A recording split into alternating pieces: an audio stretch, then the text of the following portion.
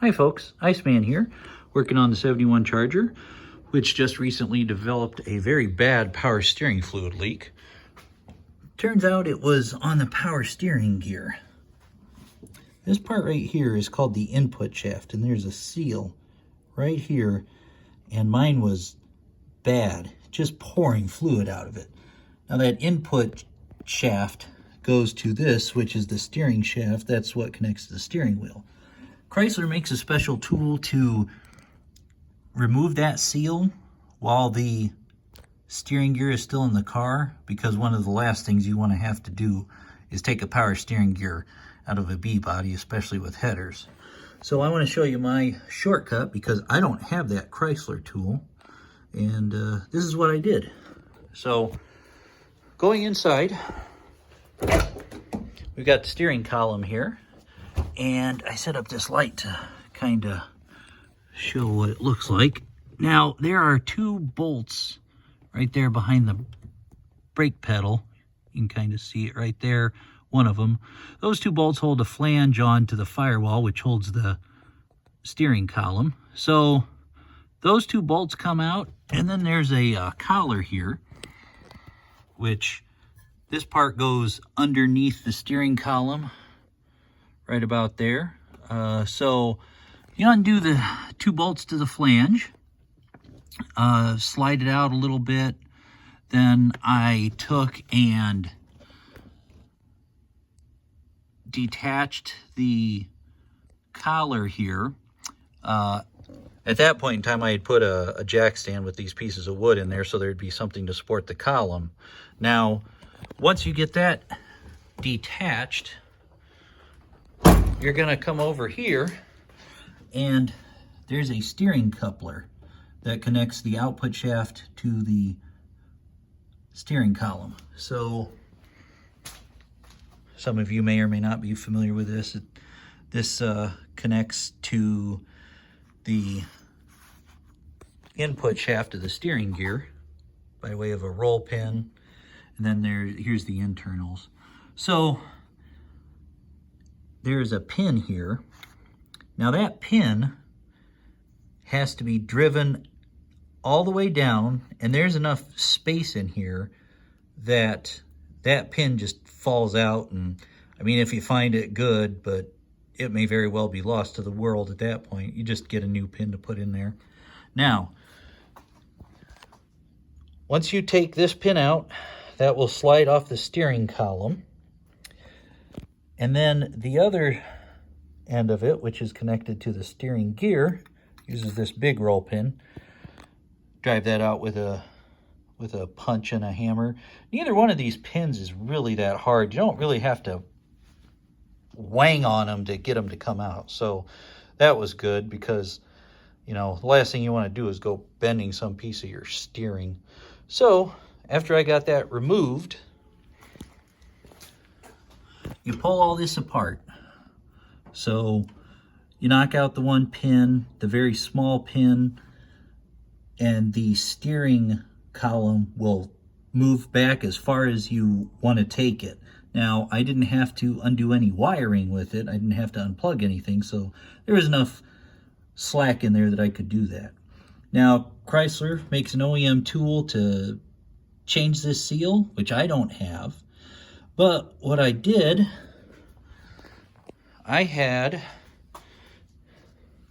a little deck screw or what have you, and I very carefully went in there with that. And you don't have a lot of space, so this particular screw has a Torx drive. So I have a DeWalt electric ratchet, and I used a Torx drive on there. Now, that Torx drive gives you enough grip so that it will turn even if you're not quite in that screw straight. So, you know, you get it in there, and like you can be, you know, there's some give there, and it will still drive it. So what I did was I put it on, you know, the Titan forward direction, and I got here to this is the old seal, and I was able to drill a hole in here, and then I just took the screw back out, and then very carefully I used just this small screwdriver, flathead screwdriver, and I just went inside there and I was able to work it back in and out, and then it was able to come off. And when I tell you this rubber is bad, I mean, like, it's just horrible. I'm surprised it was holding any fluid for as long as it did. So you get that popped out, which it wasn't that bad. You know, it wasn't in there hard, but it took a little doing. Probably all said together, I don't know, between drilling that little hole and then kind of messing with the screwdriver kind of back and forth. You know, you don't want to gouge up your input shaft. Maybe half an hour. So then I have this kit. I bought it off of Amazon. This is one for Chrysler vehicles. And it was just the one that was closest to me. I think the delivery time was 2 days. Everything else was like a week out or something like that. Seal quality seemed good. Seemed pretty well made. Now, this is of course missing it because it's already in my charger. I put the new seal in here, and the way I installed it was I basically used this deep well impact socket, and this was the tightest size I could go that would still fit over the input shaft. So you slide the seal on there and then just put that socket on there, and you can see there's not much movement, so it was pretty tight.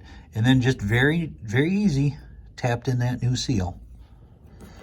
Already tested it, and there is no more power steering leak, which is fantastic, because once again, I wanted to avoid having to take this power steering gear out at all costs. So we just have to re-grease our steering coupler. These are called shoes. That's what Chrysler calls them. They go inside there, and that's what there's not a U-joint on the older ones. So these shoes are kind of radiused, and they have a clip that holds it.